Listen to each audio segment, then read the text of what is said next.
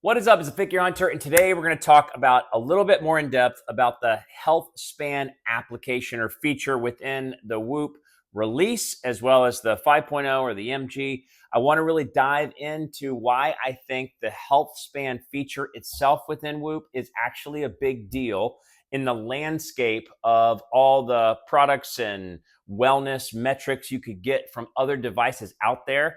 I just have done a review of what I think about the holistic side of the 5.0 release, and I just did a video about what I think about the heart rate sensor probability. I get my Whoop tomorrow. I'm wearing one of the new sleeve things that basically is going to incorporate the new 5.0 into wearable clothing. So I thought I would try it out, although I feel silly kind of wearing it because I'm not here just to promote Whoop. It is actually interesting. It does come with this little puck thing. I thought I had to buy that separately.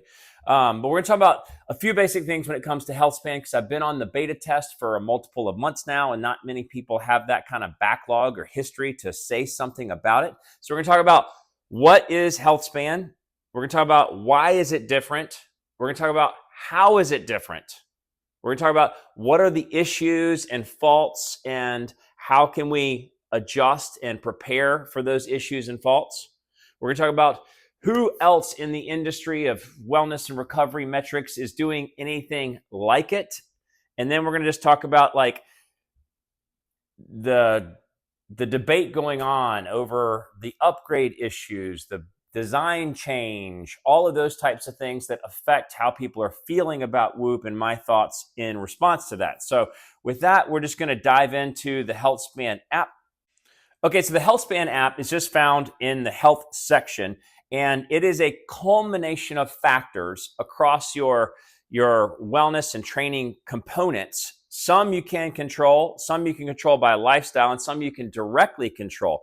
A culmination of factors, we're going to look at all of them, that take into account multiple data points or physiological metrics to give you an assessment for how you what your overall age is relative to your lifestyle decisions, as well as, and so sort of a longevity prediction, as well as your pace of aging because of those lifestyle decisions and changes. We're going to talk about each of these areas, but one thing that's unique or to me is a big deal about this is it's taking a bunch of different physiological factors and giving you direction on what that means for your longevity probably and your speed of pace of aging, which is, I think, revolutionary. So the first thing, what are the components? Sleep, primary component, very scientifically supported. The consistency, time you go to bed, time you wake up, and the hours of sleep. So that's my big, bummer because I don't really get quite the hours I need. Strain is the second thing. So how much effort you're putting into your workouts and what type of effort. So how much time are you accumulating in that zone 1 to 3 weekly, and how much time you're accumulating in that zone 4 to 5, the sort of peak intensity zones with higher intensity interval training, and how much time you're spending on strength type exercises. And that's a pretty broad category, but how much you're spending on functional fitness, weightlifting, strength training, strength activities, and then how many steps you're taking, which I think is just an overall indicator of your overall activity level in your life. That's a contributor. And then the last category is the fitness categories. So some of these are outcome based, where you put in a lot of work and you can have a better fitness measure, the VO2 max measure. And we'll look at sort of how those things are calculated, as well as your resting heart rate, which obviously is an impact result of good living, and your lean body mass, your ability to keep yourself in good sort of physical shape outside of the workouts. So all these things come together, and that's the thing is, why is this different? A lot of people say it's not that big a deal. When I look at Healthspan conceptually, I think it is the first of its kind to more holistically take into account multiple physiological factors, lifestyle and results of lifestyle, into directionable sort of kind of a quantifiable-ish measure, but direction on your longevity and your life. So if you think about it in dimensions, I think The first dimension that we ever saw on the fitness platform was the Fitbit with the steps. So one-dimensional lifestyle choice or activity. Second dimension is sort of like an example with Garmin and all of the different components they look at. There's two dimensions where you're looking at your body battery, your HRV nightly, and then your training, how hard you're working this week relative to last week. And so that's two-dimensional. It's getting multiple aspects of physical life. And now the Healthspan is, in my opinion, third and fourth dimension. So how is that? So it's taking, number one, it's looking at all these areas, the physiological side. It's pulling all of these things together and looking at how it might affect the prediction of your lifespan, how it might impact and change the prediction of your lifespan. So that's like a future relative event, as well how real-time factors and choices you're making may speed up or slow down that future lifespan. So and then you can see it, how the changes in this situation. So in simple terms, how the changes or activities in your life and the decisions you make on a regular basis across multiple physiological areas might affect your future, your overall age, your lifespan age, as well as the current self, the pace of aging. So that's what I think is different. And, when you look at it conceptually, I really do think it makes all the other providers of information like Garmin, and I'm a huge Garmin fan, seem two-dimensional instead of three or four dimensions like this does. And, that's just my feeling after having used it for a few months now, and why I think it is kind of a revolutionary concept. So what are the nuances? What are the faults? What are the issues? What are the problems? And how can we control some of those factors? So it's obviously, if we look at it, number one is the heart rate sensor going to provide the strain calculation. So I did a whole video of that. I'll try to remember to put a description in the link to the description and in the description below.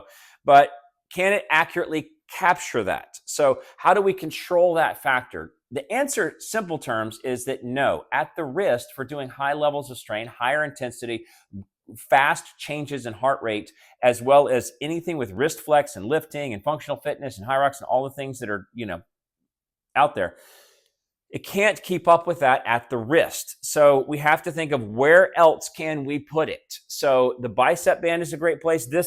I'm just testing it to see if I like it, but this is one of the new, it has on both sleeves, it has the ability to put a sensor in there so that you can get accurate heart rate information. I'm going to go quickly to this so you can see like how accurate is it. So this is a comparison from a workout where I wore it on the wrist, and I want to say this because it's not like it's abysmal. So this was a Garmin with a chest strap on a workout yesterday that involved pull-ups and push-ups as we're practicing for Murph, and this was the heart rate accuracy off the 4.0 device on my wrist. So definite wrist flex, but it does follow the same trend lines. It is picking up some of that information, but you can see in the second part of this that it's giving me more credit. It actually had a higher average heart rate in that last little subsection. So we want to get accuracy there so that we actually capture accuracy at the zones 1 through 3 and the zones 4 and 5. So that's step number one, is put it somewhere else so it'll get accurate. It's actually I got good results from the waistband. The second thing is look at the zones themselves. So if we look at this, it's time spent in heart rate zones 4 and 5, time spent in heart rate zones 1 through 3. Well, what are the zones is a big question that I realize it's different with Whoop than other companies or other traditional methods. Number one, it's putting my highest heart rate at an average of 183, which is, I've never even come close in recent era. And most devices are sort of putting it in the 179, 180 range. So number one is, where is it tagging your highest heart rate? Number two, how is it adjusting the heart rate zones based on that? So let's take a look at what that is. So here's a traditional heart rate zone from most carriers. 90 to 100% is zone 5, 80 to 90% zone 4, zone 3, zone 2, zone 1 in the 10% categories. So you can see here anything 161 to 180, anything 144 to 161, so that's 80 to 90%, that's zone 4. and 3. So what is it with Whoop? And this is something we need to pay attention to because it affects the results. With Whoop, they have 93.8% of your max heart rate or above is zone 5. And then zone 4 is 87% to 94%. So what does that do? If you look at those ranges, that means only when I'm above 156 beats per minute am I in zone 4, not even counting zone 5. So if I go back to this workout where I spent the majority of the time in zone 4, like if I looked at what Garmin gave me, I think credit-wise, it gave me, this is the same workout, it gave me 26 minutes in zone 4 and 6 minutes in zone 5. And I honestly know my body pretty well, and the fitness level, like I took 300th in the world in my age group for CrossFit Open. And so I feel like I was in the zone 4 for sure, and then pushing into zone 5. So I think, what does this mean? This means we need to probably look at adjusting some of the internal things if we want to control what credit we get for the zones that do flow through to the results. So sorry, I scrolled down. So if you look at your time in zone 0, you go to look at a trends, and you can jump into, or maybe not there. You can jump into what are the zones in each of these areas and see if there's a way. Doesn't look like it's jumping me directly into. So you can set a goal for yourself. So that's good. You can set goals. I can't remember. I'm not going to talk about it for now. Where you set goals for particular zone adjustments. So there's a place in there. I think it's in the settings. Yes, in the app settings, you go in and you can see your heart rate, max heart rate, and you can have it automatically calculated the way it is. But in the simple solution is it's putting it really high. So I adjusted it downward because I know that workout yesterday when I was in those peak efforts, I was in zone 4. I was like pushing it. I was like really feeling it, in my opinion. So that's how you can adjust to make sure that your Healthspan looks correct. The last thing I would say is, how does it calculate VO2 max? Because I don't run. I don't do any GPS activities. So we can see this here. How does it calculate VO2 max? It calculates it by looking at resting heart rate variability over time, exercise patterns, I guess what types of exercise you're doing, GPS tracked performance, which is a 15-minute or longer GPS exercise of running or biking, and personal factors like these. So I can't change some of those things. I'm not doing any GPS tracked events. And so it just is what it is for me. Now, for me, it's saying my VO2 max down here in the fitness categories is 48, which actually on Garmin is 49. And the last time I tested it on Apple Watch was 48.6. So it is actually working. I've never done a GPS tracked exercise here, at least not in recent era. And it's working from what I can tell, but there's a way that you can manually change it if you know your VO2 max in you've tested it. So you can see there's an add manual VO2 max value. So that's a way that we can control it. So all this just to say, what are the nuances, faults, and issues, and how do we control some of these variables? Well, that is exactly what you would do to control some of these variables. Okay, so who's doing anything like it and what others are doing?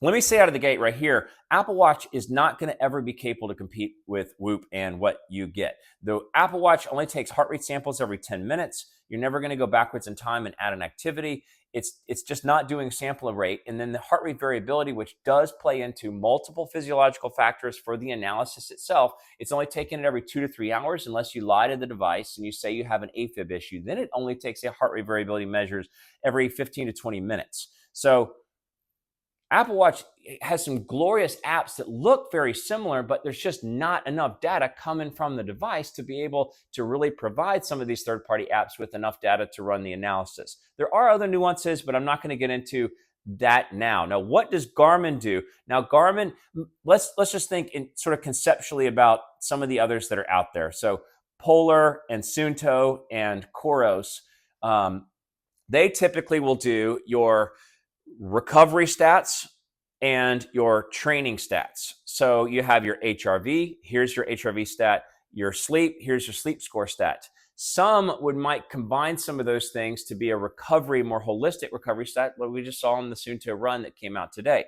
And then there's the training stats, like how hard are you training this week relative to past weeks? How hard was that workout relative to your overall fitness level? Are you pushing your fitness level higher? So they take these components and they give it to you in each of their silos.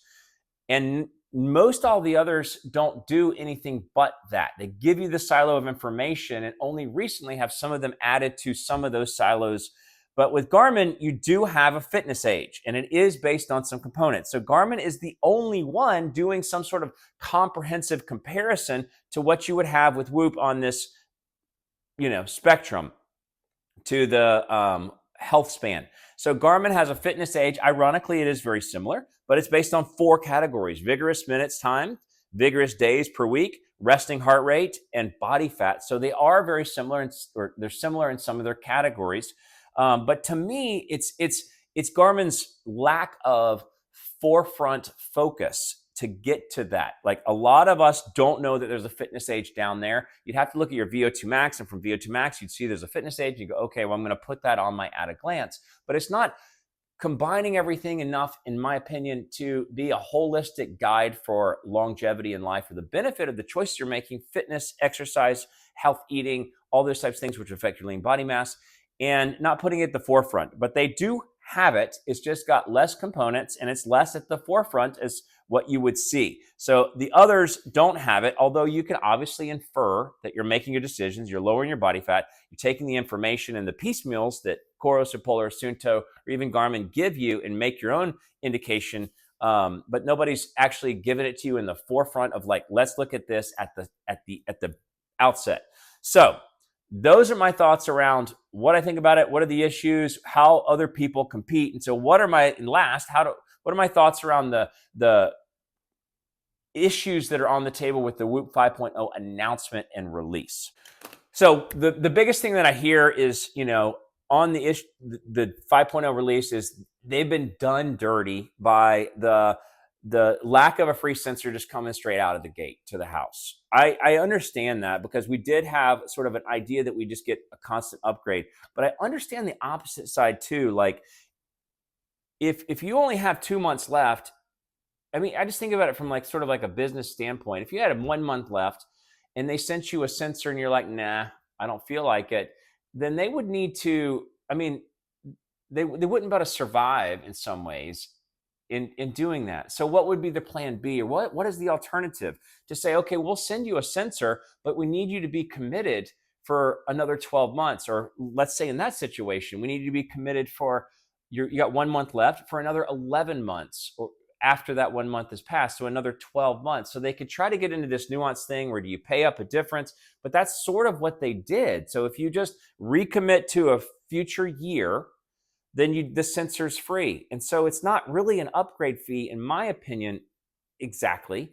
And if you said, I don't know, I might not want to do anything, they'll say, okay, we'll give you the sensor for $79. Now, I'm coming from a device world where it's $400 to $600. Now, obviously, that could be what it costs you over that period of time, and $800 is most of the Garmin's are. So to me, it does make sense that if they just give me back the credit for whatever remaining months, and I prepay the next year, and I'm saying, okay, I'm committing for the next 12 months, and they send me a device. My device is coming tomorrow. So I don't think that's necessarily being done dirty exactly. I don't think that's necessarily wrong, even though we'd like to say, like, you had 3 days left in your subscription, we're going to send you a device and just hope that you pay the next year worth. It's just hard to negotiate that. So the second issue I have, or that I wanted to talk about, is the heart rate sensor. It's looking very clearly like it's got the old diodes from the 4.0. Now, there are some people that have shared that it's really hard because the algorithm is built around it, the sensor itself, and you have to start from the ground up. So, okay, fine. One thing I will say, though, about the heart rate sensor is that, what did we just see? We just saw that it was actually not far off, although it was off. It wasn't like horrific. And number two, I have a Garmin $800 watch, or $1,100 when it first came out, the Epix Pro. It's constantly on low steady state workouts. It's constantly having me 10 beats over. And so it's like, I have to have a chest strap if I'm doing some indoor rowing, if this is going to be accurate. And this is the latest on least what the best is. And obviously we could debate, the Apple Watch having better success, because the Apple Watch is the best. But I still have just as much of issue with an $800 watch, and I have to have some other things. So then that's the solution. The real issue is that you have to wear it somewhere else. I think they just need to have a solution of an external chest strap, and then we'd all be happy and it'd all be different. But the heart rate sensor being as accurate as it is not as problematic in today's world with compared to $1,100 devices. And this is the best that Garmin has on the Pro. So the last thing is the casing change, 7% lighter. I do think that's a little bit BS because it's 7% lighter. You could have kept the bands. So the casing change causes all the bands to not fit. And the new wearables, you have to get new stuff. So that's actually kind of a big deal. I don't know if you can put it in the old body stuff. I'm guessing you probably can because the size is the same and the heart rate sensor is the same. So now that I say it out loud, I think you can use all your old stuff. You just can't use your bands. And to me, I think, okay, well, now we're splitting hairs because if you can use all the body stuff and you can't use the bands, that's still, but you got all the body stuff still available. And secondly, with the MG device, the band, I think it's a requirement to make the change because the band is actually physically tied into the device itself. And technically, I think that the 5.0 device is the same thing under the hood, or it's the same thing as the MG. It's just you have the external band that's MG relevant, and then you have the components turned on within the app. So I think it's the same 5.0 is the same 5.0 in the MG. It just has a band that has the electrodes on it, and you get the activity of the features on the app. So then you're back to you have to change some of the components because could they make the 4.0 capable of receiving the sensor development? I don't think that's possible at all because they didn't know how they were going to develop it. So I don't quite see that as big of an issue, or I don't see that as a real problem, although I don't know everything about the technical differences between the two. But either way, those are my thoughts on the beef at hand, but those are primarily my thoughts on the components, the value of the Healthspan feature in today's landscape, and why I think it is worth considering. If you are considering going with Whoop, please consider using my referral link down in the description below. I'd really appreciate it. But I just wanted to get a full and thorough thoughts out on the Healthspan. It's Vic, your hunter. Thanks so much for watching.